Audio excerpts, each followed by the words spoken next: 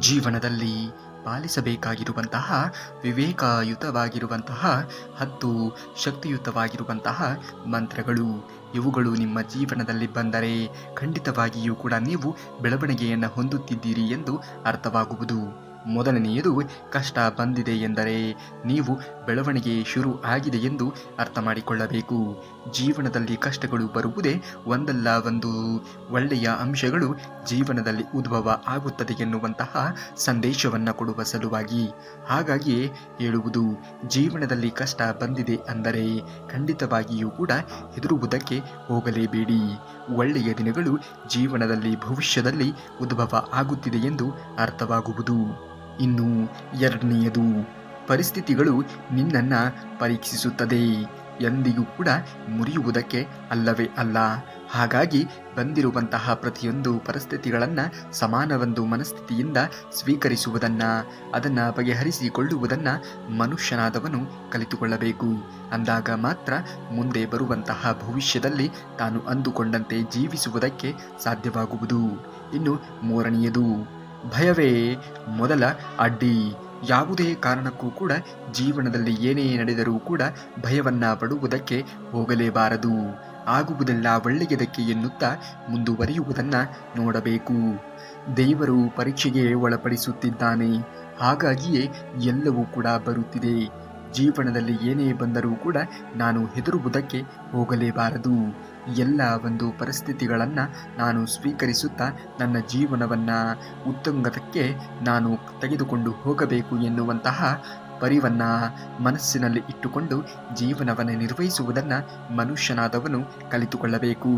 ಇನ್ನು ನಾಲ್ಕನೆಯದು, ನಿನ್ನೊಳಗೆ ಅಪಾರವಾಗಿರುವಂತಹ ಶಕ್ತಿ ಇದೆ. ಆ ಶಕ್ತಿಯನ್ನು ಹೊರಗೆ ಹಾಕುವುದನ್ನು ಕಲಿತುಕೊಳ್ಳಬೇಕು. ಶಕ್ತಿಯ ನಿಗೂಢತೆಯನ್ನು ನೀನು ಅರ್ಥೈಸಿಕೊಂಡು ನಿನ್ನೊಳಗೆ ಇರುವಂತಹ ಶಕ್ತಿಯನ್ನು ಹೊರಗೆ ತರುವುದನ್ನು, ಆ ಒಂದು ಪ್ರಯತ್ನವನ್ನು ಮಾಡಬೇಕು. ಹಾಗಿದ್ದಾಗ ಮಾತ್ರ ಜೀವನದಲ್ಲಿ ಮುಂದೆ ಬರುವುದಕ್ಕೆ ಸಾಧ್ಯವಾಗುವುದು. ಎಲ್ಲವೂ ಕೂಡ ನಿನ್ನೊಳಗೆ ಇದೆ. ಅದನ್ನು ಯಾವಾಗ ಹೇಗೆ ನೀನು ಹೊರಗಡೆ ಸೂಸುತ್ತೀಯ ಎನ್ನುವುದರ ಮೇಲೆ ನಿನ್ನ ಜೀವನ ಎನ್ನುವುದು, ನಿನ್ನ ಭವಿಷ್ಯ ಎನ್ನುವುದು ಅವಲಂಬಿತವಾಗಿರುವುದು. ಇನ್ನು ಐದನೆಯದು, ಸೋಲು ಪಾಠ, ಅಂತ್ಯ ಅಲ್ಲವೇ ಅಲ್ಲ. ಹಾಗಾಗಿ ಜೀವನದಲ್ಲಿ ಏನೇ ಮಾಡಲು ಹೊರಟಾಗ ಸೋಲಾದರೆ ಎಂದಿಗೂ ಕೂಡ ಜೀವನದಲ್ಲಿ ಹೆದರುವುದಕ್ಕೆ ಅಥವಾ ಇಂದಿಗೆ ಜೀವನವೇ ಮುಕ್ತಾಯವಾಯಿತು ಎಂದು ಅಂದುಕೊಳ್ಳುವುದಕ್ಕೆ ಹೋಗಲೇಬಾರದು. ಸೋಲು ಎನ್ನುವುದು ಅದು ಒಂದು ರೀತಿಯ ಪಾಠ ಇದ್ದಂತೆ. ಅದು ನಮ್ಮ ಜೀವನದ ಕೊನೆಯ ಭಾಗ ಅಲ್ಲವೇ ಅಲ್ಲ. ಸೋಲಾದರೆ ನೀನು ಯಾವ ಕಾರಣಕ್ಕೆ ನಾನು ಸೋತೆ ಎನ್ನುವುದರ ಬಗ್ಗೆ ಯೋಚನೆಗಳನ್ನು ಮಾಡಬೇಕೇ ವಿನಃ ಇಂದಿಗೆ ನನ್ನ ಜೀವನ ಮುಕ್ತಾಯವಾಯಿತು ಎಂದು ಎಂದಿಗೂ ಕೂಡ ಯೋಚನೆಗಳನ್ನು ಮಾಡುವುದಕ್ಕೆ ಹೋಗಲೇಬಾರದು. ಪ್ರತಿ ಸೋಲು ಕೂಡ ಒಂದಲ್ಲ ಒಂದು ರೀತಿಯ ನಿಮ್ಮ ಜೀವನದ ಅತ್ಯುನ್ನತವಾಗಿರುವಂತಹ ಹಂತಕ್ಕೆ ತಲುಪಿಸುವಂತಹ ದಾರಿಗಳು ಇದ್ದಂತೆ. ಹಾಗಾಗಿಯೇ ಹೇಳುವುದು, ಆ ಸೋಲಿನ ಅನುಭವವನ್ನು ಪಡೆದುಕೊಂಡು ಮುಂದೆ ಗೆಲುವಿನತ್ತ ಹೋಗುವುದಕ್ಕೆ ಏನೆಲ್ಲ ಪ್ರಯತ್ನಗಳನ್ನು ಪಡಬೇಕೋ ಆ ಪ್ರಯತ್ನದಲ್ಲಿ ನಾನು ಅಥವಾ ನೀವು ನಿಗವನ್ನು ವಹಿಸಿದಾಗ ಖಂಡಿತವಾಗಿಯೂ ಕೂಡ ಜೀವನದಲ್ಲಿ ಅಂದುಕೊಂಡಂತಹ ಗುರಿಯನ್ನು ತಲುಪುವುದಕ್ಕೆ, ಅಂದುಕೊಂಡಂತಹ ಗುರಿಯಲ್ಲಿ ಯಶಸ್ಸನ್ನು ಕಾಣುವುದಕ್ಕೆ ಸಾಧ್ಯವಾಗುವುದು. ಇನ್ನು ಆರನೆಯದು, ತಾಳ್ಮೆ ಹೊಂದಿದವನೇ ಗೆಲ್ಲುತ್ತಾನೆ. ಜೀವನದಲ್ಲಿ ತಾಳ್ಮೆ ಎನ್ನುವುದು ಅತ್ಯಂತ ಅಮೂಲ್ಯವಾದದ್ದು. ಜೀವನದಲ್ಲಿ ಏನೇ ಕಳೆದುಕೊಂಡರೂ ಕೂಡ ತಾಳ್ಮೆಯನ್ನು ಮನುಷ್ಯ ಕಳೆದುಕೊಳ್ಳಲೇಬಾರದು. ತಾಳ್ಮೆ ಎನ್ನುವುದು ನಮ್ಮ ಜೀವನದ ಅತ್ಯುನ್ನತವಾಗಿರುವಂತಹ ಒಂದು ರೀತಿಯ ಶಕ್ತಿ ಇದ್ದಂತೆ. ಹಾಗಾಗಿ ಜೀವನದಲ್ಲಿ ಏನೇ ಬರಲಿ, ಕಷ್ಟವೇ ಬರಲಿ, ಸಮಸ್ಯೆಯೇ ಬರಲಿ, ಸಂಕಟವೇ ಬರಲಿ, ಎಂತಹ ಪರಿಸ್ಥಿತಿ ಬಂದರೂ ಕೂಡ ಜೀವನದಲ್ಲಿ ಮನುಷ್ಯನಾದವನು ತಾಳ್ಮೆಯನ್ನು ಕಳೆದುಕೊಳ್ಳುವುದಕ್ಕೆ ಹೋಗಲೇಬಾರದು. ತಾಳ್ಮೆ ಇದ್ದಲ್ಲಿ ಗೆಲುವು ಎನ್ನುವುದು ಖಂಡಿತವಾಗಿಯೂ ಕೂಡ ಮನುಷ್ಯನಿಗೆ ಸಿಕ್ಕೇ ಸಿಗುತ್ತದೆ. ಈ ಅರಿವನ್ನು ಇಟ್ಟುಕೊಂಡು ಜೀವನವನ್ನು ನಿರ್ವಹಿಸುವುದನ್ನು ಮನುಷ್ಯನಾದವನು ಮಾಡಬೇಕಾಗುತ್ತದೆ. ಇನ್ನು ಏಳನೆಯದು, ಸಮಯ ಕಠಿಣ, ನೀನು ಅದಕ್ಕಿಂತಲೂ ಕೂಡ ಬಲಿಷ್ಠನಾಗುವುದನ್ನು ಕಲಿತುಕೊಳ್ಳಬೇಕು. ಜೀವನದಲ್ಲಿ ಸಮಯ ಎನ್ನುವುದು ತುಂಬಾ ಕಠಿಣವಾಗಿ ಇರುತ್ತದೆ. ಆ ಸಮಯ ಎಂತಹ ಕಠಿಣವಾಗಿರುವಂತಹ ಪರಿಸ್ಥಿತಿಯನ್ನು ನಮ್ಮ ಜೀವನದಲ್ಲಿ ಒಡ್ಡಿದರೂ ಕೂಡ ಅದನ್ನೆಲ್ಲವನ್ನು ಬಗೆಹರಿಸಿಕೊಳ್ಳುವಂತಹ ಆ ಒಂದು ಬಲಿಷ್ಠತೆ ಎನ್ನುವುದನ್ನು ನಾವು ಪ್ರದರ್ಶಿಸಬೇಕಾಗಿರುವಂತಹ ಒಂದು ಅವಶ್ಯಕತೆ ಇದೆ. ಹಾಗಾಗಿಯೇ ಜೀವನದಲ್ಲಿ ಸಮಯ ಎನ್ನುವುದು ಎಲ್ಲವನ್ನ ರವಾನಿಸುತ್ತದೆ. ಆ ಸಮಯ ಕಳಿಸುವಂಥದ್ದನ್ನು ನಾವು ಯಾವ ರೀತಿಯಾಗಿ ಅದನ್ನು ಬಗೆಹರಿಸಿಕೊಳ್ಳುತ್ತೇವೆ ಎನ್ನುವುದನ್ನು ನಾವು ನಮ್ಮ ಶಕ್ತಿಯನ್ನು ಪ್ರದರ್ಶನ ಮಾಡುವುದರ ಮೂಲಕ ಅದನ್ನು ನಾವು ರುಜುವಾತು ಮಾಡಬೇಕಾಗಿರುವಂತಹ ಅವಶ್ಯಕತೆ ಇದೆ. ಇನ್ನು 8ನೆಯದು ಪರಿಸ್ಥಿತಿ ತಾತ್ಕಾಲಿಕ. ಜೀವನ ಎನ್ನುವುದೇ ಇಲ್ಲಿ ತಾತ್ಕಾಲಿಕವಾಗಿ ಇದ್ದಾಗ ಇನ್ನು ನಮ್ಮ ಜೀವನದಲ್ಲಿ ಆವರಿಸುವಂತಹ ಪರಿಸ್ಥಿತಿಗಳು ಹೇಗೆ ತಾನೇ ಜೀವನದ ಉದ್ದಕ್ಕೆ ಇರುವುದಕ್ಕೆ ಸಾಧ್ಯವಾದೀತು ಹೇಳಿ. ಹಾಗಾಗಿ ಬರುವಂತಹ ಎಲ್ಲ ಪರಿಸ್ಥಿತಿಗಳನ್ನು ತಾತ್ಕಾಲಿಕವಾಗಿ ಇದೆ ಎಂದು ಭಾವಿಸುತ್ತಾ ಮುಂದುವರಿಯುವುದನ್ನು ಮನುಷ್ಯನಾದವನು ನೋಡಬೇಕು. ಪರಿಸ್ಥಿತಿಗಳೆಲ್ಲವನ್ನೂ ಕೂಡ ಮೆಟ್ಟಿ ನಡೆಯುವುದನ್ನು ಯಾವ ಮನುಷ್ಯನು ಕಲಿತುಕೊಳ್ಳುತ್ತಾನೆಯೋ ಅವನು ಜೀವನದ ಅತ್ಯುನ್ನತವಾಗಿರುವಂತಹ ಹಂತಕ್ಕೆ ತಲುಪುತ್ತಾನೆ. ಇನ್ನು 9ನೆಯದು ನಂಬಿಕೆ ಕಳೆದುಕೊಂಡ ಕ್ಷಣವೇ ಸೋಲು. ಜೀವನದಲ್ಲಿ ಯಾರ ಮೇಲೆಯೂ ಕೂಡ ಅಥವಾ ಯಾರು ನಿಮ್ಮ ಮೇಲೆ ಇಟ್ಟಿರುವಂತಹ ನಂಬಿಕೆಯನ್ನು ಕಳೆದುಕೊಳ್ಳುವುದಕ್ಕೆ ಹೋಗಲೇಬೇಡಿ. ನಂಬಿಕೆ ಎನ್ನುವುದು ಅತ್ಯಂತ ಮುಖ್ಯವಾದಂಥದ್ದು. ಹಾಗಾಗಿ ನಂಬಿಕೆಯನ್ನು ಯಾವುದೇ ಕ್ಷಣದಲ್ಲಾದರೂ ಕೂಡ ಕಳೆದುಕೊಳ್ಳುವುದಕ್ಕೆ ಹೋಗಲೇಬಾರದು. ನಂಬಿಕೆಯನ್ನು ಉಳಿಸಿಕೊಳ್ಳಬೇಕಾಗಿರುವುದು ಕೂಡ ನಿಮ್ಮ ಆದ್ಯ ಕರ್ತವ್ಯವಾಗಿರುತ್ತದೆ ಎನ್ನುವುದನ್ನು ಮರೆಯಲೇಬೇಡಿ. ಇನ್ನು 10ನೆಯದು ಎದ್ದು ನಿಲ್ಲು. ಶಕ್ತಿ ನಿನ್ನೊಳಗೆ ಇದೆ. ಎಲ್ಲಿಯೂ ಕೂಡ ಶಕ್ತಿಗಳಿಗಾಗಿ ನೀನು ಪರದಾಡಬೇಕಾಗಿರುವಂತಹ ಅವಶ್ಯಕತೆಯೇ ಇಲ್ಲ. ಆ ಶಕ್ತಿ ಎನ್ನುವುದು ನಿನ್ನೊಳಗೆ ಹುದುಗಿದೆ. ಅದನ್ನು ನೀನು ಹೊರಗಡೆ ತೆಗೆಯಬೇಕು. ಅಂದಾಗ ಮಾತ್ರ ಬದುಕು ಎನ್ನುವುದು ಉಜ್ವಲವಾಗಿ ಸಾಗುವುದಕ್ಕೆ ಸಾಧ್ಯವಾದೀತು. ಶಕ್ತಿಯ ಅರಿವು ಎನ್ನುವುದು ನಿನ್ನಲ್ಲಿ ಮೂಡಿದಾಗ ಮಾತ್ರ ಬದುಕನ್ನು ಕಟ್ಟಿಕೊಳ್ಳುವುದಕ್ಕೆ ಸಾಧ್ಯವಾದೀತು. ಎಲ್ಲರೂ ಕೂಡ ನಿಮ್ಮ ರಹಸ್ಯವನ್ನು ಹೇಳುವುದಕ್ಕೆ ಹೋಗಲೇಬೇಡಿ. ಇಲ್ಲಿ ಯಾರು ಯಾವಾಗ ಹೇಗೆ ಬದಲಾಗುತ್ತಾರೆ ಎಂದು ಹೇಳುವುದಕ್ಕೆ ಅಸಾಧ್ಯ ನೋಡಿ. ಹಾಗಾಗಿ ನಿಮ್ಮ ರಹಸ್ಯಗಳನ್ನು ಯಾವುದೇ ಕಾರಣಕ್ಕೂ ಕೂಡ ಯಾರಿಗೂ ಹೇಳುವುದಕ್ಕೆ ಹೋಗಲೇಬಾರದು. ಅತಿಯಾದ ನಂಬಿಕೆ ಎನ್ನುವುದು ಅಪಾಯವನ್ನು ತರಬಹುದು. ಜೀವನದಲ್ಲಿ ನಂಬಿಕೆ ಎನ್ನುವುದು ಇರಬೇಕು, ಆದರೆ ಅತಿಯಾದರೆ ಅದು ಎಂದಿಗೂ ಕೂಡ ಒಳ್ಳೆಯದಲ್ಲ. ಅತಿ ಆಗಿದೆ ಎನ್ನುವುದರಲ್ಲಿಯೇ ಅತಿಯಾದಂತಹ ನೋವು ಇರುತ್ತದೆ ಎನ್ನುವುದನ್ನು ಮನುಷ್ಯನಾದವನು ಅರಿತು ಜೀವನವನ್ನು ನಿರ್ವಹಿಸಬೇಕು. ಯಾರ ಮೇಲೆಯೂ ಕೂಡ ಅತಿಯಾದ ನಂಬಿಕೆಯನ್ನು ಇಟ್ಟುಕೊಳ್ಳುವುದಕ್ಕೆ ಹೋಗಲೇಬೇಡಿ. 2ನೆಯದು ಬುದ್ಧಿವಂತ ವ್ಯಕ್ತಿ ಮಾತಿಗಿಂತ ಮೌನಕ್ಕೆ ಅತಿ ಹೆಚ್ಚು ಬೆಲೆಯನ್ನು ಕೊಡುತ್ತಾನೆ. ಹಾಗಾಗಿ ಎಲ್ಲಿ ಮಾತನಾಡಬೇಕು, ಎಲ್ಲಿ ಮಾತನಾಡಬಾರದು ಎನ್ನುವುದನ್ನು ನೀವು ಅರಿತುಕೊಂಡಾಗ ನಿಮ್ಮ ಜೀವನ ಎನ್ನುವುದು ಧನ್ಯವಾಗುವುದು. ಬಹುಶಃ ಮೌನವಾಗಿ ಇರುವುದರಿಂದಲೇ ನಮ್ಮ ಜೀವನದಲ್ಲಿ ಉದ್ಭವ ಆಗುವಂತಹ ಅದೆಂತಹ ಸಮಸ್ಯೆ ಆದರೂ ಕೂಡ ಅದಕ್ಕೆ ಪರಿಹಾರ ಎನ್ನುವುದು ಕೆಲವೊಮ್ಮೆ ದೊರಕಿಬಿಡುತ್ತದೆ.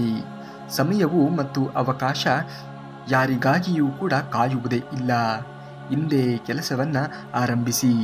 ಜೀವನದಲ್ಲಿ ಒಳ್ಳೆಯ ಸಮಯವನ್ನು ನೀವು ನೋಡುವುದಕ್ಕೆ ಸಾಧ್ಯವಾದೀತು. ಜೀವನದಲ್ಲಿ ನಾಳೆ ಮಾಡಿದ್ದರಾಯಿತು, ನಾಡಿದ್ದು ಮಾಡಿದ್ದರಾಯಿತು ಎನ್ನುತ್ತಾ ಮುಂದುವರಿಯುವುದಕ್ಕೆ ಅಥವಾ ಮುಂದೆ ಹಾಕುವುದಕ್ಕೆ ಹೋಗಲೇಬೇಡಿ. ನಾಳೆ ಮಾಡಬೇಕಾಗಿರುವಂತಹ ಕೆಲಸವನ್ನು ಇವತ್ತೇ ಮಾಡಬೇಕು.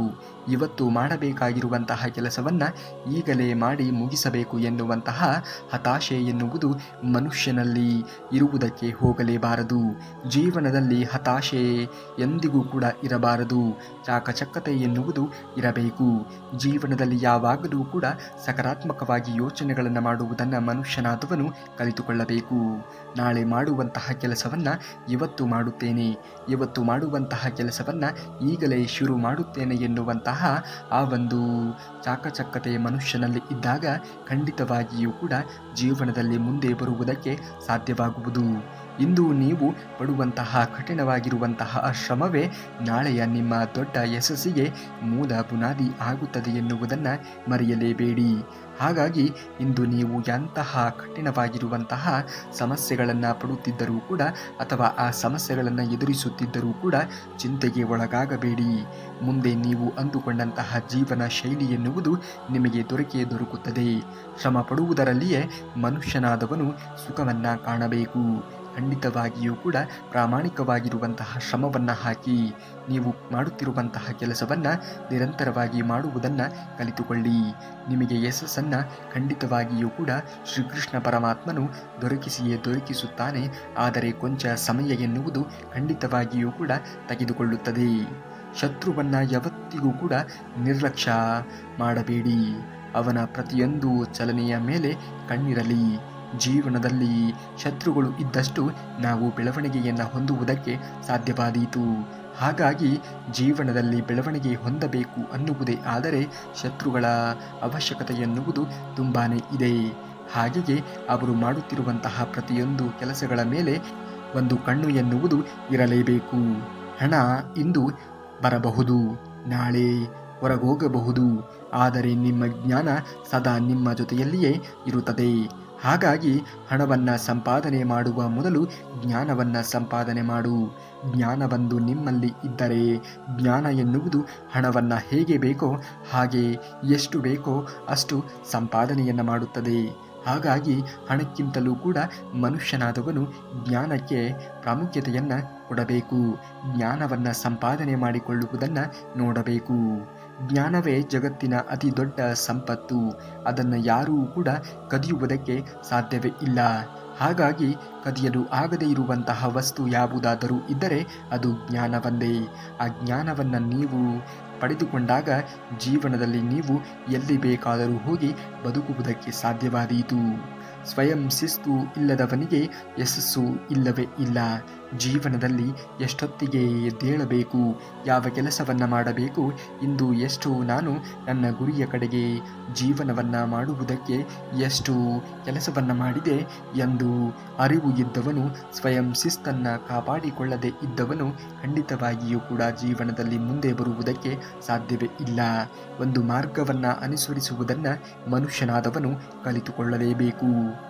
ಇದು ಯಾರೋ ಹೇಳುವುದರಿಂದ ಜೀವನದಲ್ಲಿ ಬದಲಾವಣೆ ಎನ್ನುವುದು ಆಗುವುದಕ್ಕೆ ಸಾಧ್ಯವೇ ಇಲ್ಲ.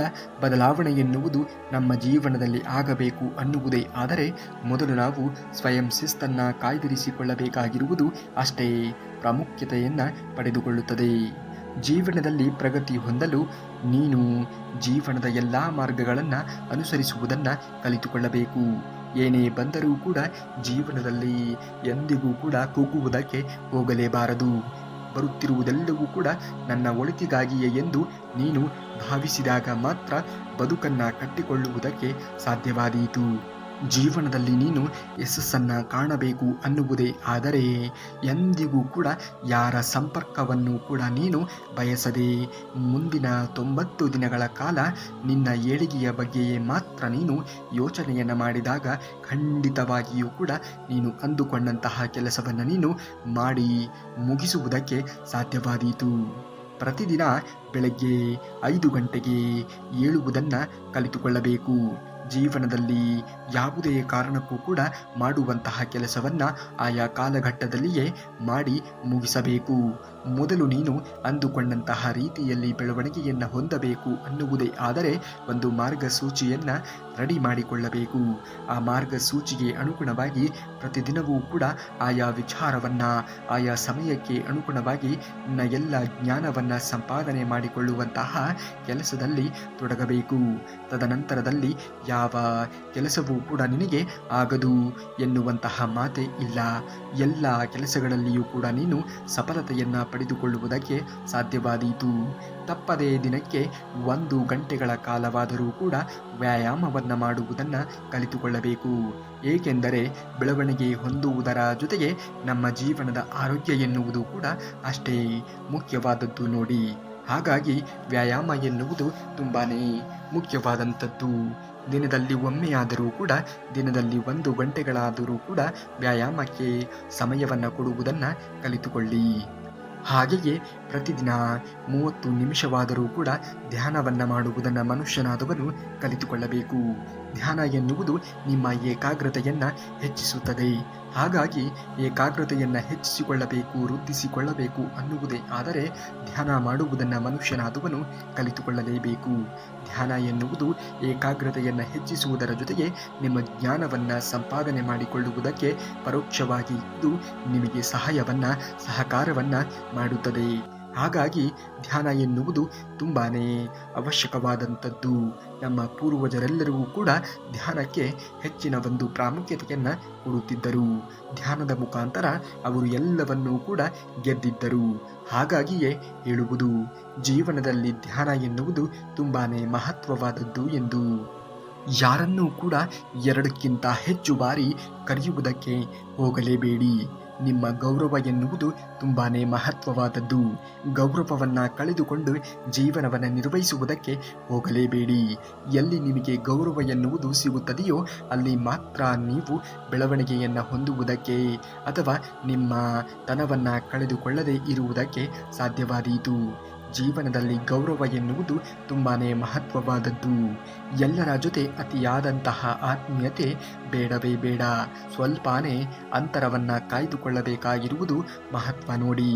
ಜೀವನದಲ್ಲಿ ಅತಿಯಾದ ಆತ್ಮೀಯತೆ ಎನ್ನುವುದು ಯಾವಾಗ ಒಡೆದು ಹೋಗುತ್ತದೆ ಎನ್ನುವುದನ್ನು ಹೇಳುವುದಕ್ಕೆ ಸಾಧ್ಯವೇ ಇಲ್ಲ. ಕೇಳುವವರಿಗೆ ಜ್ಞಾನವನ್ನು ನೀಡಿ. ನಿಮ್ಮ ಮಾತಿಗೆ ಬೆಲೆ ಎನ್ನುವುದು ಇರಬೇಕು.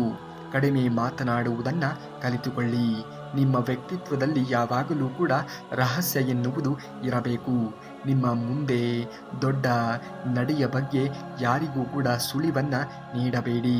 ಖಂಡಿತವಾಗಿಯೂ ಕೂಡ ನೀವು ಅಂದುಕೊಂಡಂತಹ ಕೆಲಸ ಆಗದೆಯೇ ಇರಬಹುದು. ಹಣವನ್ನು ಗಳಿಸಲು ಒಂದೇ ದಾರಿಯನ್ನು ನಂಬಬೇಡಿ.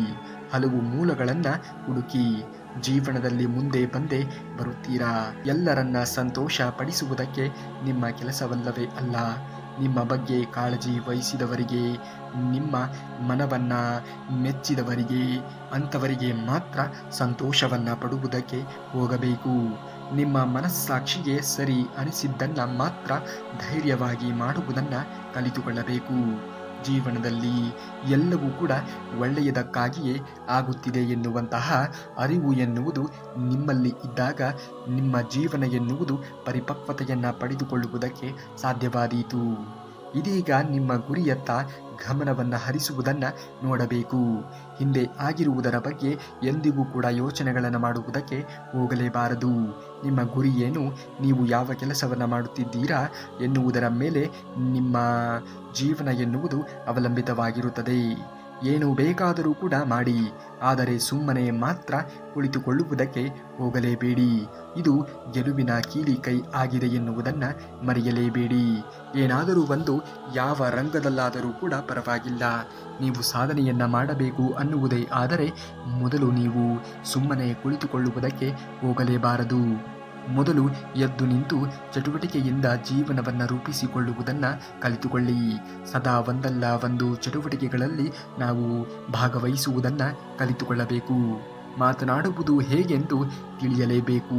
ಏಕೆಂದರೆ ಇಂದಿನ ಸಮಾಜದಲ್ಲಿ ಮಾತು ಎನ್ನುವುದು ತುಂಬಾ ಮಹತ್ವವಾದದ್ದು. ಮಾತು ಎನ್ನುವುದು ಒಂದು ಮನೆಯನ್ನು ಹಾಳು ಮಾಡುತ್ತದೆ.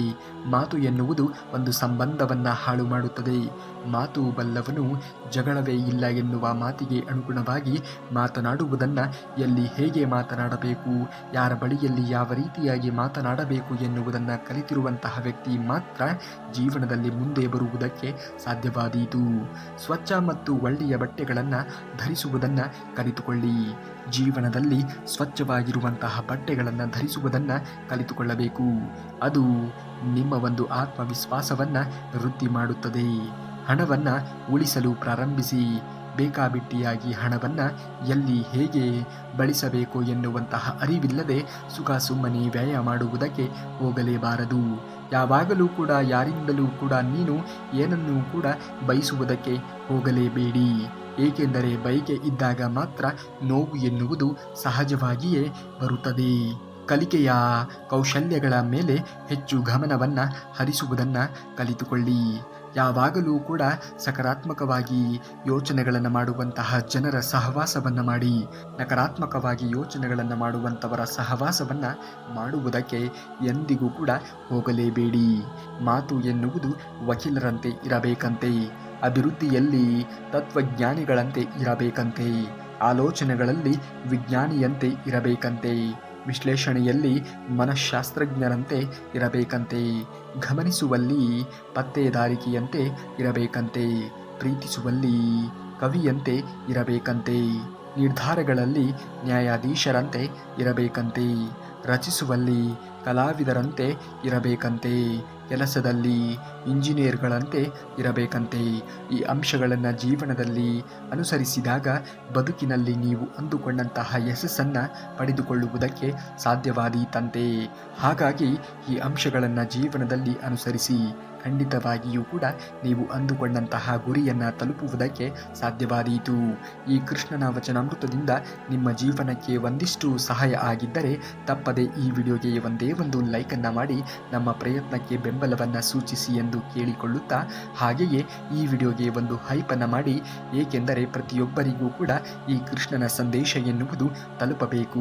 ಹಾಗಾಗಿ ತಪ್ಪದೇ ವಿಡಿಯೋಗೆ ಹೈಪನ್ನು ಮಾಡಿ ಎಂದು ಹೇಳುತ್ತಾ, ನಾಳೆಯ ಮತ್ತಷ್ಟು ಶ್ರೀಕೃಷ್ಣ ಪರಮಾತ್ಮನ ವಚನಾಮೃತದೊಂದಿಗೆ ನಿಮ್ಮ ಮುಂದೆ ಬರುವವರೆಗೆ ಧನ್ಯವಾದ. ಕರುನಾಡಿಗೆ.